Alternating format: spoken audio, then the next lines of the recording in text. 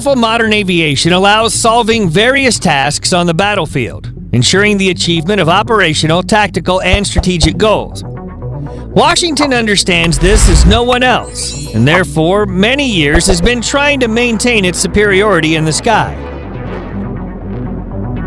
The U.S. now has a total of 3,511 combat aircraft, which, by the way, is 2.5 times more than Russia. This country is the only owner of 2 fighters of the 5th generation, and what's also important is actively working on the machine of the next generation. In addition, it's the American aircraft that are the most exported in the world. Today, we'll talk about how successful the Raptor and Lightning II were, what to expect from the 6th generation, and what the future holds for American aviation in general. This is military news. Let's go! By 2030, the U.S. Air Force fleet will undergo dramatic changes, reducing diversity, speeding up upgrades, and short-term reductions in procurement. That's the new military strategy. The Chief of Staff, General Charles C. Brown Jr., said, "We're in a state of transition." He also talked about what military aviation should become in the next decade. According to preliminary plans, the U.S. Air Force will reduce the composition of its fleet from 7 types of fighters to 4 plus 1. But what kind of aircraft are we talking about?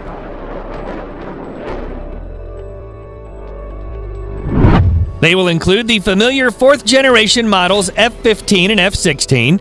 The first, namely the F-15EX, is an upgrade of the outdated F-15C, with a higher speed and payload. The second is a versatile model with excellent flight hackles, and at the same time, the most popular fighter in America.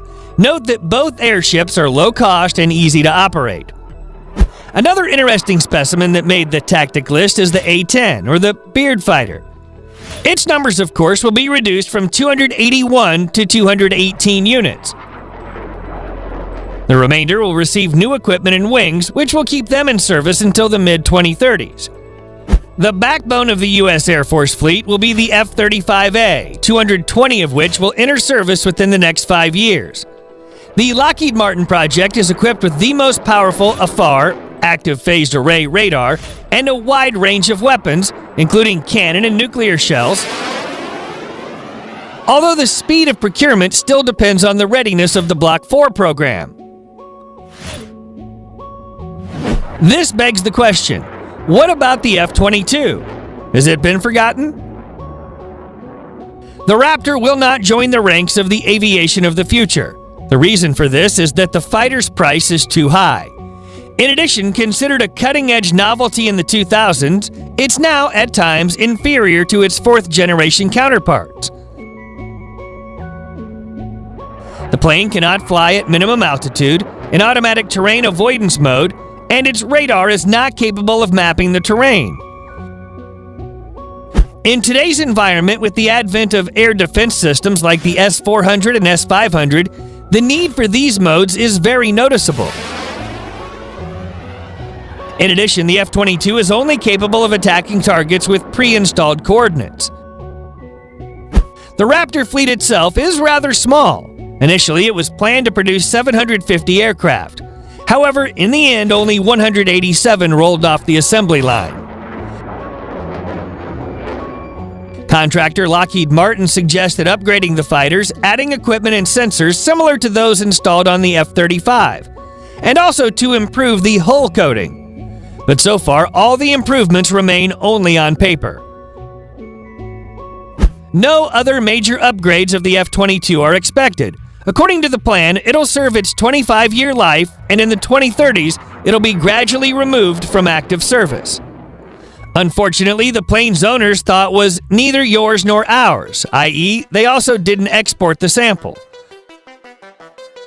Although several countries, including Israel, Japan, and Australia, were interested in buying this model. However, the government imposed a ban on sales of F-22 due to fears that the unique developments could be stolen.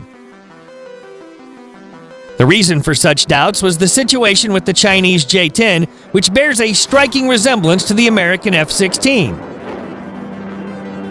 Washington did not seriously focus on the Raptor and instead preferred to place a bet on the Next Generation Fighter, Next Generation Air Dominance, NGAD, using digital technology and the ability to fly unmanned. This project is being developed according to a new strategy using digital design and computer modeling. These innovations have solved the problem of excessively long work on each new design. For example, 15 years passed from the moment of the first flight of F-22 up to its introduction into the Air Force.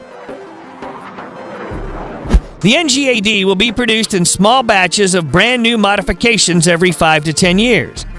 As for the rest of the aircraft, about 44% of the U.S. Air Force fleet now flies with expired service life.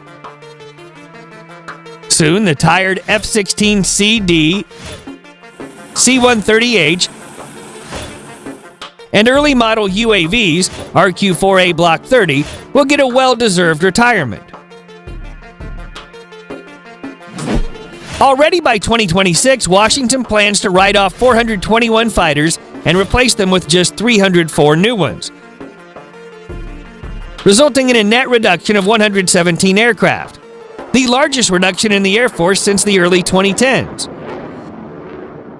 Writing off 201 aircraft and unmanned aerial vehicles should save the country $1.37 billion. All of the money raised will be used to develop new projects and modernize the existing ones. Thus, the U.S. Air Force is finding a balance between today's requirements and those of the future. They actively invest in the modernization of already existing and time-proven vehicles of the fourth generation, and slowly but surely develop fundamentally new technologies such as NGAD. As for the F-22 and the F-35, the choice was made in favor of economy, simplicity, and convenience, which the slow Lightning II has. And Raptor became an intermediate link, which certainly contributed to the development of national aviation, but did not get air supremacy. In the next decade, the aircraft I mentioned will be joined by unmanned aerial vehicles, in the creation of which America has also an advantage.